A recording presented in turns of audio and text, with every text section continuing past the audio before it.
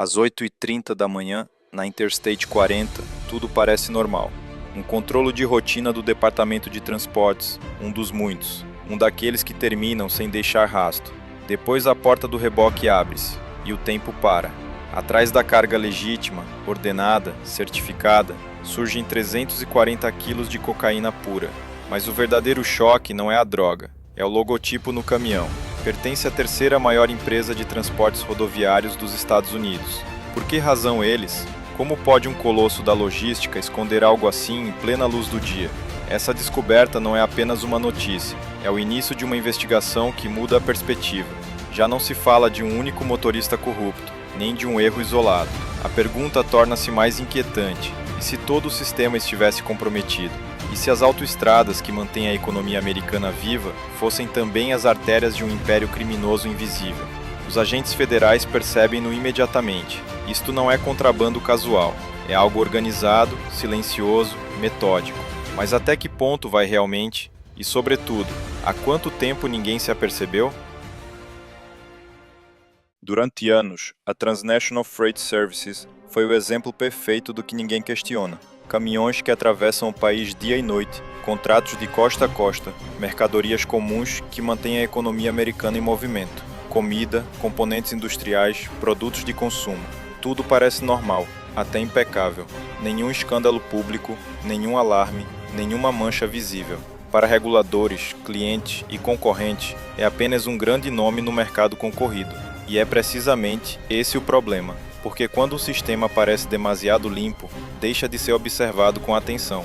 Quando os investigadores ligam a carga apreendida a essa empresa, esperam pouco, talvez um motorista comprometido, uma falha interna, um incidente isolado. Mas quanto mais aprofundam, mais a realidade muda de forma. As anomalias não são únicas, são recorrentes.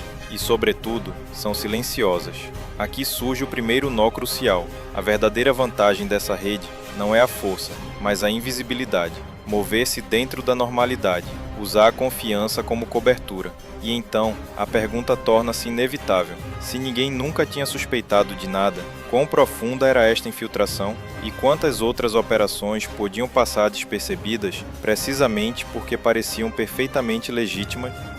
Quando o FBI alarga a investigação, surge uma verdade ainda mais inquietante. A Transnational Freight Services não foi simplesmente infiltrada.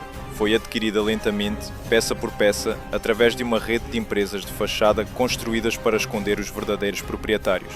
No papel, tudo é legal. Contratos, transferências financeiras, diretores aparentemente respeitáveis. Mas, seguindo o dinheiro, o controlo leva sempre na mesma direção. Figuras ligadas ao cartel de Sinaloa.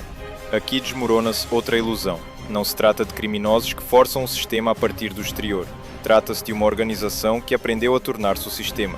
Nenhuma ameaça, nenhuma violência visível. Apenas burocracia, paciência e silêncio. A empresa continua a funcionar, os caminhões continuam a viajar, os clientes continuam a pagar. E, entretanto, o controlo real muda de mãos. Este é o ponto de viragem de toda a história.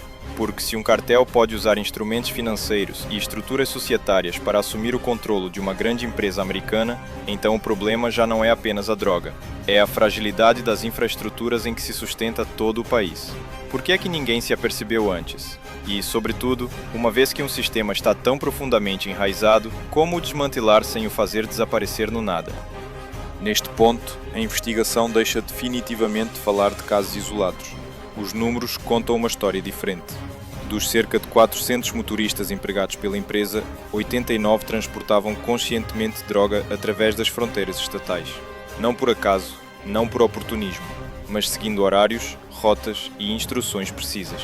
Não eram improvisações, era um sistema. E enquanto a atenção pública se mantém nos caminhões, surge um elemento ainda mais inquietante.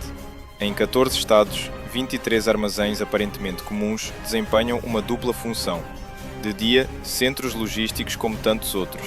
De noite, nós de distribuição para cocaína, metanfetaminas e fentanil. Aqui reside o verdadeiro gênio da operação. As mercadorias ilegais não viajam separadas das legais. Viajam juntas, confundem-se, tornam-se invisíveis. Cada pallet, cada guia de carga, cada percurso respeita as regras. E é precisamente isso que torna tudo tão difícil de detectar. o FBI começa a perceber que não está a enfrentar um tráfico de rua, mas algo mais semelhante a uma estrutura de logística militar, coordenada, redundante, silenciosa. Se um motorista cai, outro ocupa o seu lugar. Se uma rota atrasa, outra compensa. A pergunta agora já não é se o sistema existe, é quão profundo é. E, sobretudo, há quanto tempo está a operar sem que ninguém o tenha parado. Neste ponto, o FBI toma uma decisão que do exterior pode parecer incompreensível. Abrandar. Não intervir de imediato. Deixar que o sistema continue a funcionar. Porque atacar demasiado cedo significaria destruir apenas fragmentos, nunca a arquitetura completa. Os investigadores começam então a observar nas sombras. Cada percurso GPS, cada hora de partida, cada variação de carga é registada. Os dados, acumulados durante meses e depois anos, começam a falar. Surgem padrões. Caminhões que seguem as mesmas rotas com uma regularidade suspeita. Armazéns que reaparecem sempre nos mesmos pontos-chave. Volumes calibrados para não atrair controlos aprofundados. Não é tráfego improvisado, é planeamento. Aqui a investigação muda definitivamente de natureza. Já não se trata de apreender droga, mas de compreender como uma organização criminosa conseguiu mover-se dentro da economia legal sem deixar vestígios visíveis. Entretanto, a inteligência humana também entra em jogo. Operadores infiltrados observam sem intervir. As interceptações chegam apenas quando as ligações entre motoristas, gestores de armazéns e fluxos financeiros são já claras. Cada movimento é calculado. Um erro, uma fuga de informação e toda a rede poderia dissolver-se em poucas horas. É aqui que nasce a pergunta decisiva. Se o FBI vê tudo isto e opta por esperar, quão grande deve ser o que está a preparar? E o que acontece quando um sistema tão seguro de si não se apercebe de que já está completamente sob controle? Às 5h03 da manhã, enquanto grande parte do país ainda dorme, tudo acontece no mesmo instante. Em 18 estados diferentes, os agentes federais movem-se em perfeita sincronização. Não há sirenes, não há avisos públicos. É uma operação silenciosa, cirúrgica. Em poucos minutos, 89 motoristas são detidos quase simultaneamente. Nos armazéns, as equipas entram sem dar tempo a ninguém de reagir.